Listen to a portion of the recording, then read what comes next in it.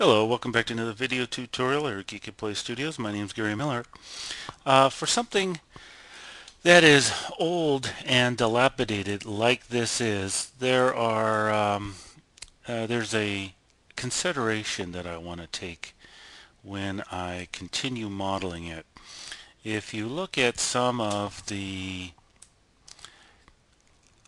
wood, the molding that goes around the doors and the windows and a bunch of these other little stray pieces. The age has really taken its effect on this building, and I think I would probably want to model each of those pieces of molding that goes around here individually. But um, I'll do that as well as show you another little quick modeling method, and that is what we will do in this tutorial. We're not going to model the whole thing, but we'll essentially start roughing out a large part of this, the face of this building. And right now all we have is an outline. Um, we need to put a face on it. So I'm going to come up here to Vertex Modeling, use my Sweep Surface tool, click on this, and now I can give it some depth, kind of like a cookie cutter. So it doesn't matter how much depth. I can do a little bit or do a lot. It doesn't matter. And validate that. Come over here, close all. Okay, validate that. Select faces. I'm going to select that front face. Hit I on my keyboard to invert that selection and delete.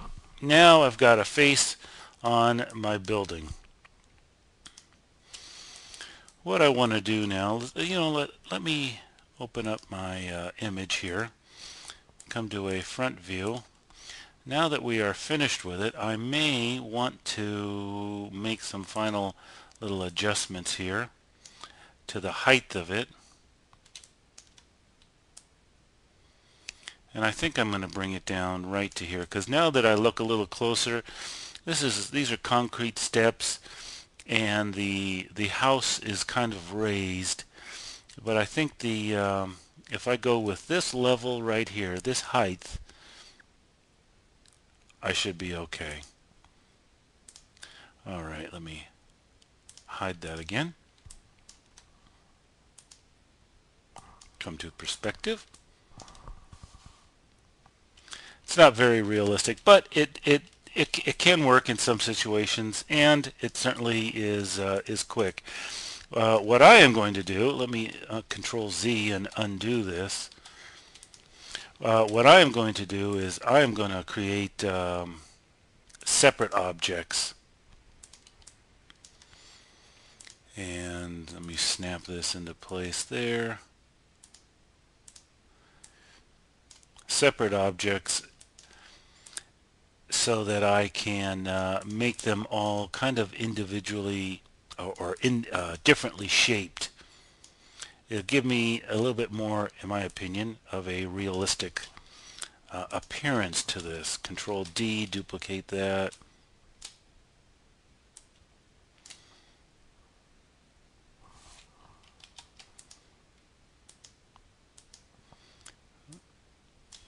Well, I know I duplicated it. There it is. Okay, the shading got in the way.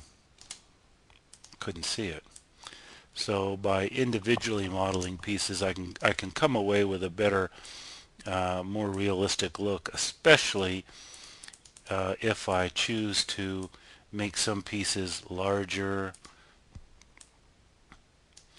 and I can distort them to keep with the overall appearance of this very old and neglected building. So that's how I would do the trim on this. Let me hide this. And now we're probably going to want to add some thickness to this.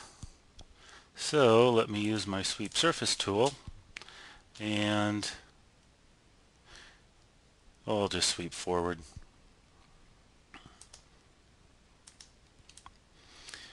And there we go. I've got some thickness to this, And when it comes to making the roof, select those pieces, extract it. Now the roof is a separate object. I can uh, stretch it out, make it a little bit wider so there's an overhang. Select the edge here. Come down here, change the selection to selection instead of world. Now I can extend this edge out along its proper normal.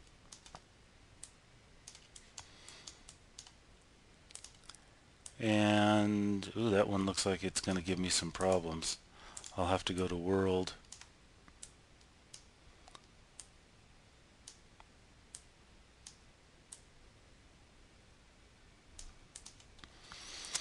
And so that's the roof. Add some thickness to it. Do whatever else that you would want to do to that. So that is it for this tutorial on how to take some reference images, clean them up, polish them up, turn them into blueprints, and start creating your building with your polyline tool. And that is it for this tutorial. Thank you so much for watching here at Geekatplay Studios. I hope this has helped you. My name's Gary Miller. Have a good day.